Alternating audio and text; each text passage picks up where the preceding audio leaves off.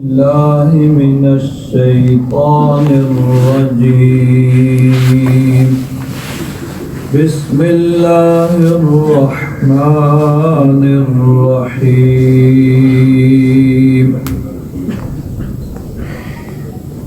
فلما بلغ معه السعي قال يا بني إني أرى في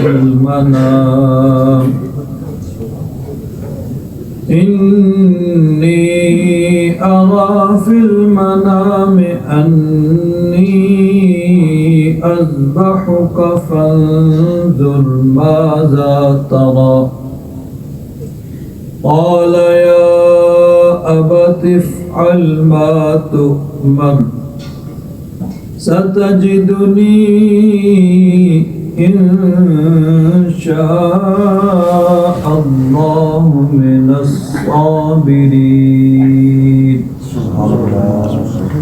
آمنت بالله صدق الله مولانا العظيم وبلغنا رسوله النبي الأمين الكريم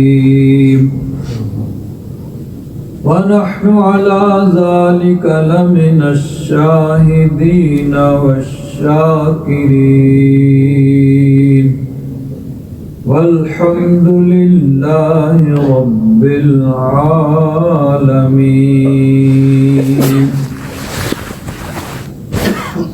إن الله وملائكته يصلون على النبي يا أيها الذين آمنوا صلوا عليه وسلموا تسليما. اللهم صل على سيدنا مولانا محمد وعلى آل سيدنا مولانا محمد وبارك وسلم صلاة وسلاما عليك يا سيدي يا رسول الله وعلى آلك وأصحابك يا سيدي يا حبيب الله. بلغ العلا بكماله كشف الدجى بجماله حسنت جميع خصاله صلوا عليه وآله. يا صاحب الجمال ويا سيد البشر من وجهك المنير لقد نور القمر لا يمكن الثناء كما كان حقه بعد الخدا بزرگ توئی قصہ مختصر. حضرات محترم، آج کا یہ مبارک دن عید الاضحیٰ کا مبارک دن ہے. اسلام میں دو عیدیں ہیں. نبی کریم صلی اللہ علیہ وسلم جب مدینہ منورہ تشریف لائے، مکہ مکرمہ سے ہجرت کر کے، تو دیکھا کہ اہل مدینہ کے لیے سال میں 2 دن ان کے تہوار کے ہوتے تھے، جس میں وہ اپنے طریقے کے مطابق خوشی مناتے تھے. حضور نے ان سے پوچھا، انہوں نے عرض کیا کہ یا رسول اللہ، ہمارے آباء و اجداد سے یہ طریقہ چلا آ رہا ہے کہ اس دن ہم تہوار مناتے ہیں، خوشی مناتے ہیں. تو نبی کریم صلی اللہ علیہ وسلم نے ارشاد فرمایا، اللہ تبارک و تعالیٰ نے تمہیں اس سے بہتر 2 دن عطا فرما دیے ہیں، اور وہ 2 دن عید الفطر اور عید الاضحیٰ کے دن ہیں۔ یہاں سے ایک یہ بھی بات واضح ہوئی کہ اسلام میں تہوار کا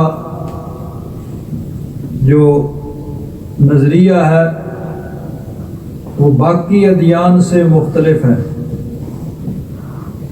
باقی دینوں میں، باقی مذاہب میں یا دنیا میں آج جو تہوار کا ایک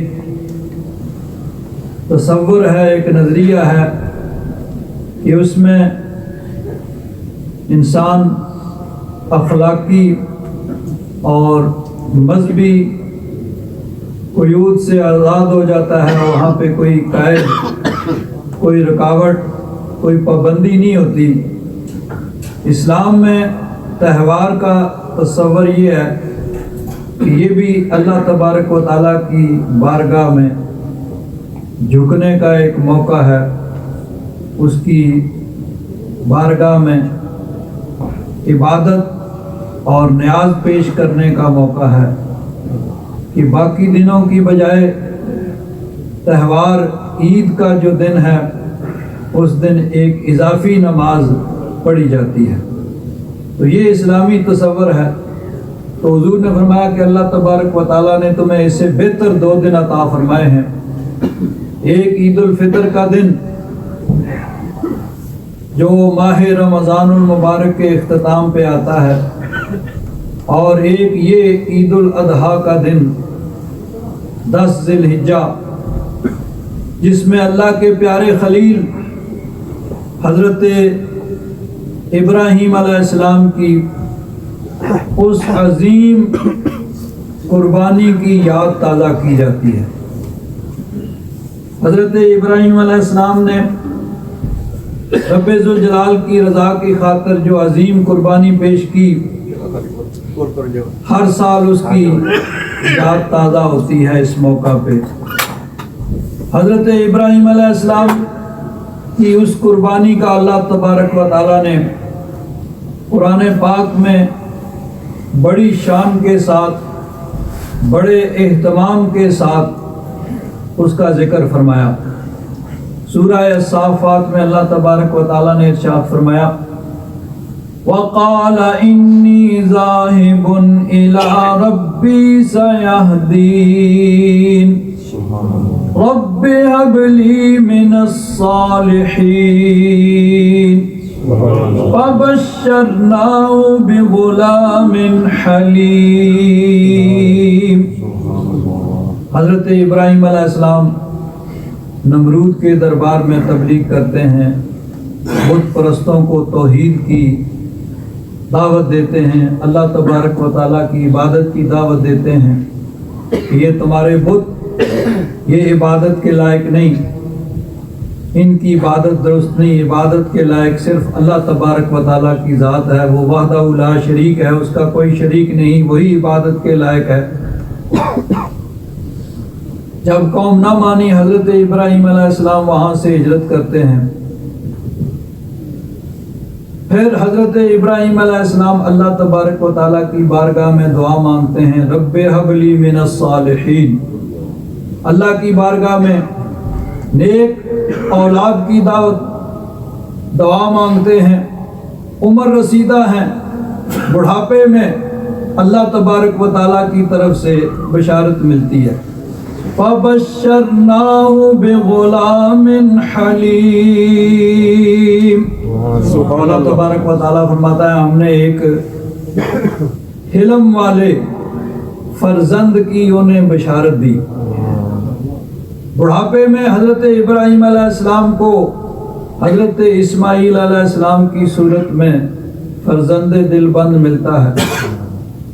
اب اللہ تبارک و تعالیٰ کی طرف سے ایک بہت بڑا امتحان آ جاتا ہے۔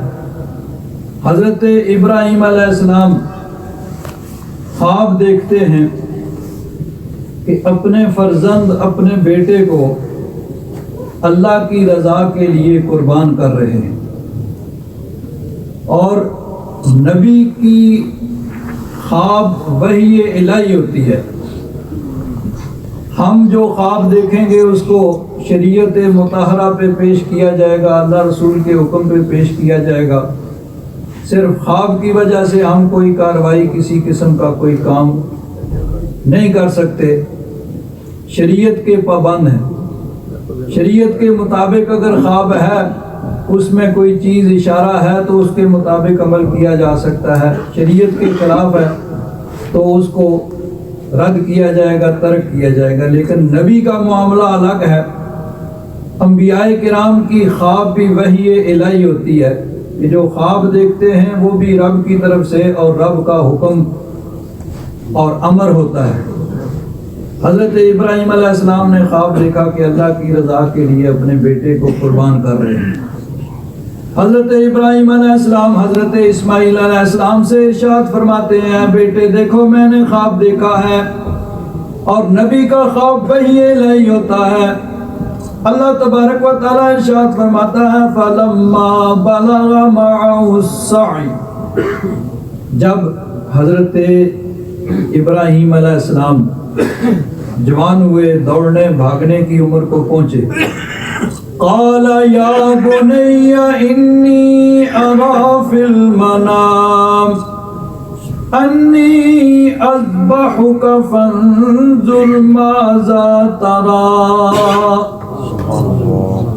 حضرت ابراہیم علیہ السلام نے فرمایا، یا بیٹے دیکھو میں نے خواب دیکھا ہے کہ میں تمہیں ذبح کر رہا ہوں، اب بتاؤ تمہاری کیا رائے ہے۔ یہاں ایک بات قابل غور ہے کہ حضرت ابراہیم علیہ السلام جو حضرت اسماعیل علیہ السلام سے پوچھ رہے ہیں کہ میں نے خواب دیکھا ہے کہ میں تمہیں ذبح کر رہا ہوں، اب بتا تیری کیا رائے ہے۔ تو یہ مطلب نہیں تھا کہ اگر تو بیٹا رضامند ہو تو ٹھیک ہے، اللہ کے حکم کے مطابق عمل کیا جائے، اور اگر بیٹا رضامند نہ ہو، ایگری نہ ہو، تو پھر اللہ تبارک و تعالیٰ کی بارگاہ میں معذرت کر لی جائے کہ یا رب ذوالجلال میں کیا کروں، جب بیٹا ہی نہیں مان رہا تو میں کیا کر سکتا ہوں، مجھے حکم دے، میں اپنے گلے پہ چھری چلانے کے لیے تیار ہوں، اب بیٹے پر تو میرا اختیار نہیں ہے۔ یہ مطلب نہیں تھا، بلکہ مطلب یہ تھا، یہ دکھانا مقصود تھا کہ جس نے ابراہیم کی گود میں پرورش پائی ہے وہ بھی ابراہیم کی طرح رب کی رضا کی خاطر اپنا تن من دھن قربان کرنے کے لیے تیار ہے۔ یہ دکھانا مقصود تھا کہ خلیل اللہ کا بیٹا وہ بھی خلیل اللہ کی طرح اللہ کی رضا کے لیے اپنی جان کا نذرانہ تک پیش کرنے کے لیے تیار ہے۔ حفیظ جلندری نے کہا، سعادت مند بیٹا جھک گیا فرمان باری پر، سعادت مند بیٹا جھک گیا فرمان باری پر، زمین و آسماں حیرات اس طاعت گزاری پر۔ آج تک دنیا نے اطاعت گزاری کا ایسا مظاہرہ نہیں دیکھا تھا کہ باپ اللہ کے حکم کی خاطر اللہ کی رضا کے لیے اپنے بیٹے کی گلے پہ چھری چلانے کے لیے تیار ہے، اور بیٹا بھی رب کی رضا کے لیے مولا کو راضی کرنے کے لیے ذبح ہونے کے لیے تیار ہے۔ تو کہتے ہیں کہ یہ فیضان نظر تھا یا کہ مکتب کی کرامت تھی، سکھائے کس نے اسماعیل کو آداب فرزندی۔ حضرت ابراہیم علیہ السلام نے جب حضرت اسماعیل علیہ السلام کے سامنے یہ معاملہ پیش کیا تو مقصد یہ ظاہر کرنا، یہ دکھانا تھا کہ اگر میں اللہ کا خلیل ہوں تو میرا بیٹا بھی وہ میری پرورش میں میری بھی گود میں پرورش پانے والا ہے، وہ بھی رب کی رضا کی خاطر سب کچھ قربان کرنے کے لیے تیار ہے۔ چنانچہ حضرت اسماعیل علیہ السلام نے عرض کیا، قال یا ابت افعل ما تؤمر۔ حضرت اسماعیل علیہ السلام عرض کرتے ہیں، ابا جان جو رب ذوالجلال نے آپ کو حکم دیا ہے آپ کر گزریے۔ سَتَجِدُنِي إِن شَاءَ اللَّهُ مِنَ الصَّابِرِينَ۔ جہاں تک میرا تعلق ہے تو آپ مجھے صبر کرنے والا ہی پائیں گے۔ فَلَمَّا أَسْلَمَا وَتَلَّهُ لِلْجَبِينِ۔ صرف زبانی نہیں، حضرت ابراہیم علیہ السلام نے اپنے بیٹے حضرت اسماعیل علیہ السلام کو پیشانی کے بل لٹا دیا۔ جب چھری چلنے لگی اللہ تبارک و تعالیٰ ارشاد فرماتا ہے، وَنَادَيْنَاهُ يَا إِبْرَاهِيمُ قَدْ صَدَّقْتَ الرُّؤْيَا إِنَّا كَذَلِكَ نَجْزِي الْمُحْسِنِينَ۔ اللہ تبارک و تعالیٰ ارشاد فرماتا ہے، ہم نے پکارا ہے ابراہیم، صرف آپ کا امتحان مقصود تھا۔ امتحان وہ لاتا ہے جس کو پتہ نہیں ہوتا بھئی اس کی قابلیت کیا۔ اللہ تبارک و تعالیٰ تو سب جانتا تھا اور جانتا تھا کہ میرا خلیل میری رضا کی خاطر سب کچھ کرے گا۔ اللہ تبارک و تعالیٰ دکھانا چاہتا تھا کہ دیکھو میرا خلیل میری رضا کے لیے سب کچھ قربان کرنے کے لیے تیار ہے۔ اس میں وہ فرشتے بھی شامل تھے جنہوں نے کہا تھا کہ یا رب ذوالجلال تو زمین میں اس کو پیدا کرے گا جو فساد پھیلائے گا، جو خون بہائے گا۔ تو اللہ تبارک و تعالیٰ فرشتوں کو بھی یہ دکھانا چاہتا تھا، ظاہر فرمانا چاہتا تھا کہ اگر یہاں شر فساد پھیلانے والے ہیں تو یہاں ابراہیم خلیل اللہ جیسے بھی ہیں جو میری رضا کے لیے اپنی متاع عزیز سب کچھ قربان کرنے کے لیے تیار ہیں، بلکہ اپنے بیٹے کے گلے پہ چھری چلانے کے لیے بھی تیار ہیں۔ حفیظ کہتے ہیں، بچھاڑا اور گھٹنا سینہ معصوم پر رکھا، چھری پتھر پہ رگڑی ہاتھ کو حلقوم پر رکھا، زمین سہمی پڑی تھی آسمان ساکن تھا بیچارہ، نہ اسے پیشتر دیکھا تا حیرت کا یہ نظارہ۔ زمین و آسمان نے آج تک کوئی ایسا نظارہ نہیں دیکھا تھا۔ سبحان اللہ۔ پدر تھا مطمئن بیٹے کے چہرے پر بحالی تھی، اور چھری حلقوں میں اسماعیل پر چلنے ہی والی تھی۔ مشیت کا مگر دریائے رحمت جوش میں آیا کہ اسماعیل کا ایک رونگٹا کٹنے نہ پایا۔ روایات میں آتا ہے کہ حضرت ابراہیم علیہ السلام نے اپنے آنکھوں پہ پٹی باندھ لی کہ کہیں شفقت پدری آڑے نہ آ جائے۔ حضرت ابراہیم علیہ السلام کو لٹاتے ہیں تو چھری چلاتے ہیں، چھری نہیں چلتی، کوشش کرتے ہیں، چھری نہیں چل رہی۔ حضرت ابراہیم علیہ السلام حیران ہیں، پریشان ہیں کہ پتہ نہیں کوئی میری نیاز مندی میں کمی ہے کہ میری قربانی جو ہے قربان نہیں ہو رہی۔ بعض روایات میں آتا ہے کہ غصے سے چھری یوں پھینکی، پتھر پہ لگی تو پتھر دو ٹکڑے ہو گیا۔ حضرت ابراہیم علیہ السلام نے کہا کہ کیا میرے اسماعیل کا یہ نازک گلا پتھر سے بھی سخت ہے کہ چھری تو نے پتھر کو دو ٹکڑے کر دیا اور یہ گلا نہیں کاٹ رہی؟ تو چھری نے اللہ تعالیٰ کی بارگاہ میں عرض کی، یا رب ذوالجلال مجھے بھی قوت گویائی دے، میں بھی جواب دوں۔ اللہ تعالیٰ قادر ہے، چاہے پتھر کو چھری کو بولنے کی توفیق دے دے۔ تو اللہ تعالیٰ نے قوت گویائی دی تو چھری نے کہا کہ اے اللہ کے پیارے خلیل، آپ تو مجھے کاٹنے کا حکم دے رہے ہیں ایک دفعہ، اور رب ذوالجلال مجھے 3 دفعہ منع کر رہا ہے کہ خبردار اسماعیل کا گلا نہیں کٹنا چاہیے۔ حضرت ابراہیم علیہ السلام فرماتے ہیں مجھے تو رب کا حکم ہے، میں تو پھر کوشش کروں گا۔ پھر پٹی باندھ کے پھر کوشش کرتے ہیں، اب کی بار چھری چل جاتی ہے۔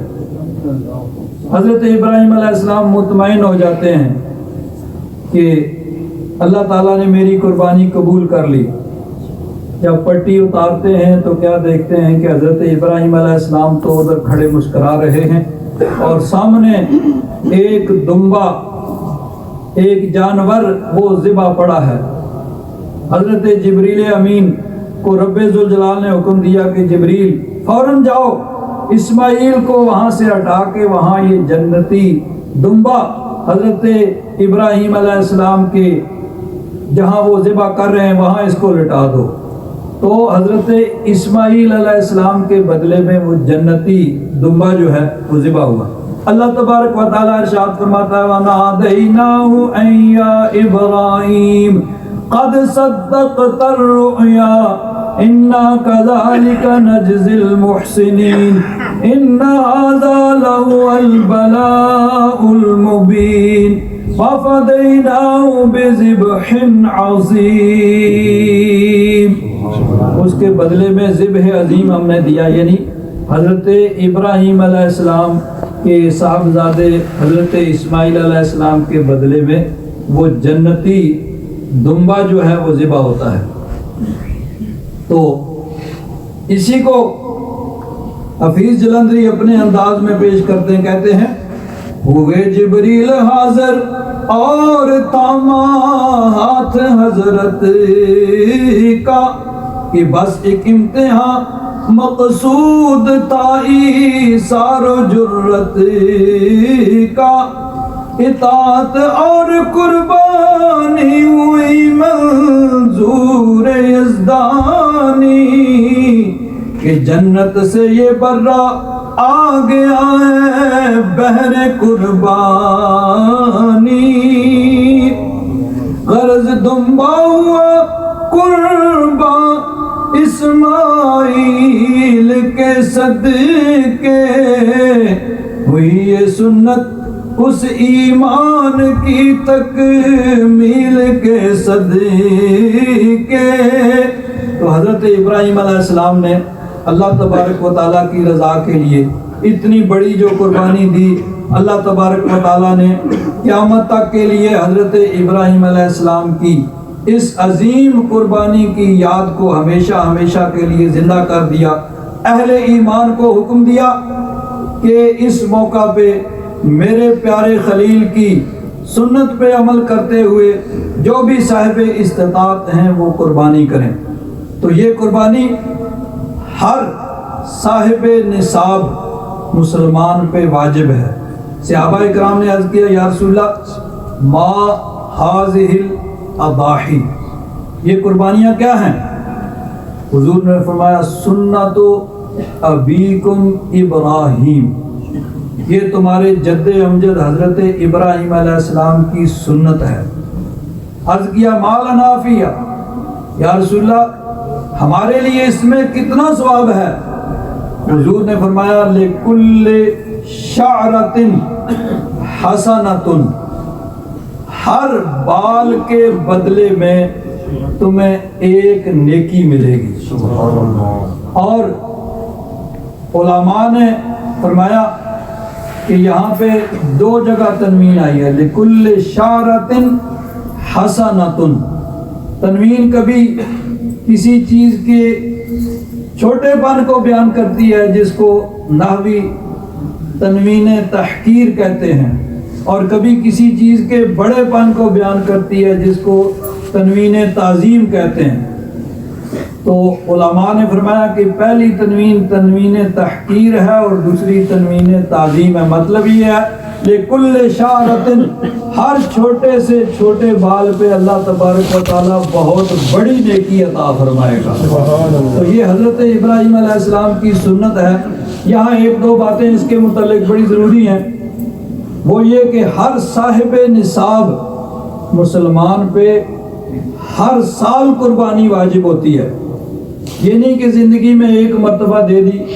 عموماً ہمارے ہاں کہا جاتا ہے کہ اس دفعہ ابا جی کی طرف سے ہوگی، اگلے سال فلاں کی طرف سے ہوگی، اگلے سال فلاں کی طرف سے، نہیں، ہر صاحب نصاب مسلمان پہ ہر سال قربانی واجب ہے۔ اور صاحب نصاب سے مراد ہے کہ جس کے پاس اپنی ضروریات سے زیادہ کچھ رقم نصاب کے مطابق یہاں کے حساب سے تقریباً 400-500 میکسیمم 400-500 یورو بنتے ہیں، یعنی جس کے پاس بھی 400-500 یورو یا اس کے برابر کوئی سونا چاندی یا کوئی بھی چیز سامان تجارت وغیرہ جس کے پاس ہے وہ صاحب نصاب ہے، اور اس پہ زکوٰۃ بھی فرض ہے اور ہر سال قربانی بھی اس پہ واجب ہے۔ تو عورتیں، ان کے پاس بھی چونکہ زیور ہوتا ہے، کچھ رقم بھی ہوتی ہے، تو عورتیں بھی صاحب نصاب ہیں، ان پہ الگ سے قربانی واجب ہے۔ اور نوجوان بچے بچیاں جن کے پاس اپنا الگ اکاؤنٹ ہوتا ہے، اپنی رقم ہوتی ہے، ان کے پاس بھی اگر 400-500 یورو موجود ہیں تو وہ بھی صاحب نصاب ہیں، ان پہ بھی الگ الگ سب پہ ہر سال قربانی واجب ہے، ہر سال قربانی دینی پڑے گی۔ اور اگر یہ قربانی کے موقع پہ گائے یا اونٹ وغیرہ میں 7 حصے ہوتے ہیں، 7 آدمی شامل ہو سکتے ہیں، لیکن اگر قربانی نہیں دی ہے تو اب الگ سے جانور ہی ذبح کرنا پڑے گا۔ اب جو قضا ہو چکی ہے اس میں، یعنی گائے میں 7 آدمی پھر شامل نہیں ہو سکتے، چاہے دمبا دے، چاہے بکرا دے، چاہے گائے بھی دے گا تو وہ ایک آدمی کی طرف سے ہوگی۔ تو یہ اس کا، یعنی اگر کچھ سالوں کی رہ گئی ہے تو اس کی قضا بھی ضروری ہے۔ یہ نہیں ہے کہ ختم ہو گئی، وقت پہ نہیں دی تو اب معافی چھٹی، نہیں، جو سالوں میں صاحب نصاب تھا اور نہیں دی ہے تو اس کی قضا ضروری ہے۔ اس کے لیے پھر ایک جانور کا، چاہے دمبا ہو، بکرا ہو یا گائے ہو، پھر ایک جو ہے وہ ذبح کرنا ضروری ہوتا ہے۔ تو بہرحال یہ ہر صاحب نصاب آدمی پہ ہر سال واجب ہے۔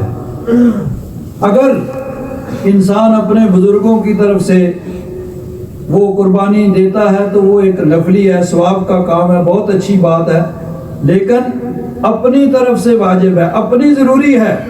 اس کے ساتھ ساتھ اگر مزید نفلی قربانیاں بزرگوں کی طرف سے دی جائیں تو وہ اچھی بات ہے، ان کا حصہ بھی شامل کیا جائے، لیکن واجب جو ہے وہ اپنی ہے اور ہر سال قربانی کرنا ضروری ہے۔ اور یہاں ایک اور بات کہ یہ جو قربانی ہے یہ اصل میں صرف خون بہانا، جانور کو ذبح کرنا مقصود اصلی نہیں ہے، بلکہ اصلی مقصود رب کی رضا حاصل کرنا ہے، رب کی رضا کی خاطر قربانی کا جذبہ۔ تو یہ ایک، یعنی ایک قسم کی رب کی طرف سے انسان کے لیے یہ ہے کہ جب وہ مال قربان کرنے کے لیے تیار ہے تو اس کو رب کی رضا کی خاطر اپنی خواہشات کو قربان کرنے کا جذبہ بھی دل کے اندر پیدا کرنا چاہیے کہ جب میں جانور قربان کر رہا ہوں، اپنا مال رب کی رضا کے لیے دے رہا ہوں، تو رب کی رضا کے لیے رب کے حکم کے سامنے میں اپنی خواہشات کو بھی قربان کر دوں گا۔